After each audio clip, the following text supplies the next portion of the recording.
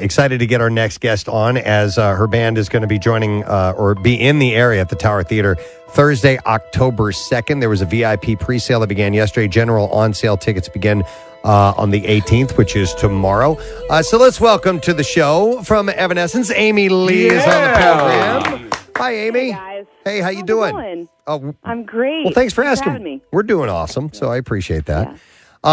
Listen, so you guys have a new approach this time around, which is adding an orchestra to your live ensemble, and you did that with the current album and everything.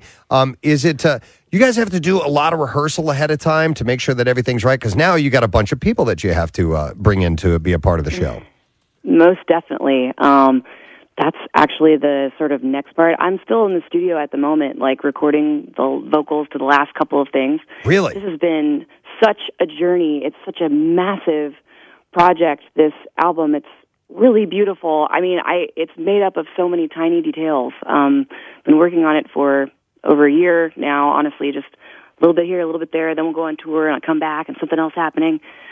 Just the orchestration, this beautiful orchestration that David Campbell brought to the table, and the rad, like, electronic stuff that's going on, and I don't know, just being able to revisit so many of these songs in a new perspective, in a new light, like from a new point in my life, and also to be able to put ourselves in there now, like make new music, that fits within this realm of this giant Evanescence soundtrack it's a big deal. It's really, really beautiful. I'm really excited about it. I'm a little tired. Well, I would think if you have any level of a perfectionist in you, a musician specifically, I think maybe more than any other art form. I don't know if I would ever be sure that a song was done. Yeah. Like that's what's so cool about this. Like, I've been living with. You just played a piece of Bring Me to Life. Yeah. I've been living with Bring Me to Life sounding exactly like it recorded in that moment in time for 15 years. So at this point, to be able to go, okay, anything is possible. Let's open it back up and start over. From the vocals to the speed of it to everything about it to go, what can we do about this? What have you ever heard that you thought might be cool to change? Mm-hmm. And what is your favorite part about it that you want to preserve and magnify? So to go back in and love them in that way, and we just got the mix back for the new Bring Me to Life. It is new to me for the first time in so long, and it is such a beautiful thing to be able to sit there and go, oh, wow. It's like it's brand new again. It's so satisfying. Cool. Did you have any hand in the arrangement of the music of the how the whole thing was put together with the orchestra? That definitely had a hand, but no, the arrangements are done by David Campbell. David Campbell has done our string arrangements on all of our albums, and we teamed back up to do this, only he's bringing full orchestra to the table. So we're talking full brass section and clarinets and harps and mallets and just a whole deal mixed into a cool modern synthetic world as well. It's kind of crazy. I think if you were to hear... Go ahead.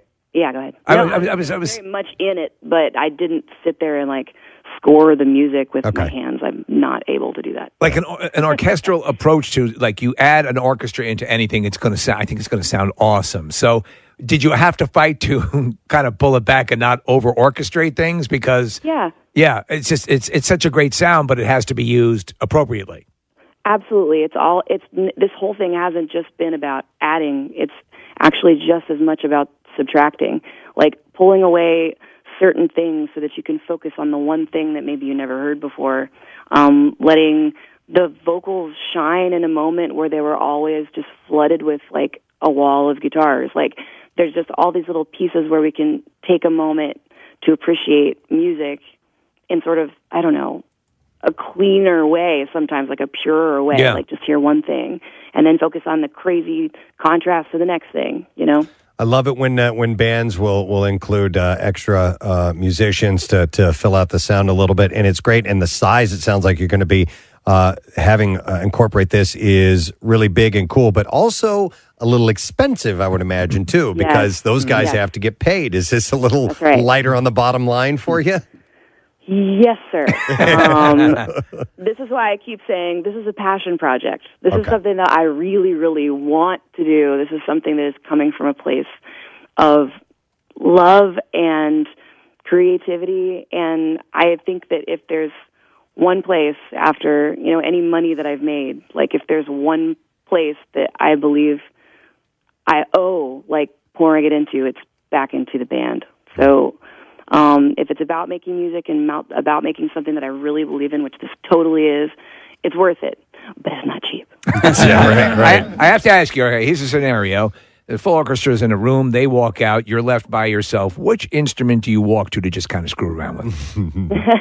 Definitely like the tonal percussion stuff in the back, like the xylophones and the vibraphones and the marimbas and all that stuff. That stuff is fun. Yeah. All right, I'm going off topic here. You know how a vibraphone works? No. There's a motor. There's a motor on it. Like this is maybe something everybody knows, and I'm just dumb, but I didn't realize it.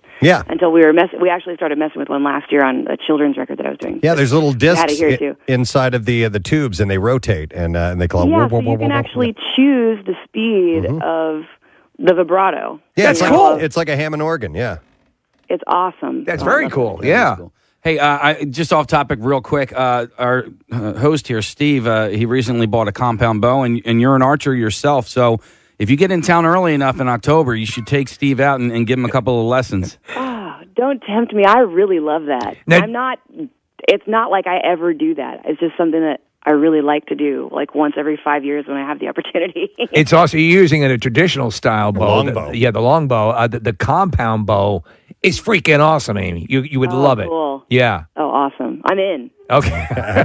Excellent. Well, listen, like I said, we did do some VIP pre-sales on Tuesday, but the general on sale for the show begins tomorrow, so you can pick those up, or you can get on them on Thursday and call in. The show is going to be at the Tower Thursday, October 2nd, and the album Synthesis, you're expecting it out in the fall, correct? Do you have a date on that yet? Yeah, November 10th. November 10th. Excellent. Awesome. All right, Amy, we'll see you when you get in Philly. Thanks for checking in this morning. We appreciate it. Thank you. See you All guys right. soon. Thanks. Yep, All we'll right. see you. Amy Lee Yeah. of Evanescence. This is still... when this song comes on, this is a turn it up loud in my car It's haunting. song, especially in the middle part. It really starts to rock hard, and I just I gotta push the speakers a little bit when that happens. So, The Preston and Steve Show on 93.3 WMMR. Like the podcast, you'll also love it live when you can call in. Weekdays from 6 a.m. to about 10:30 a.m. on the radio at 93.3 WMMR. Or stream the show live via MMR's mobile app.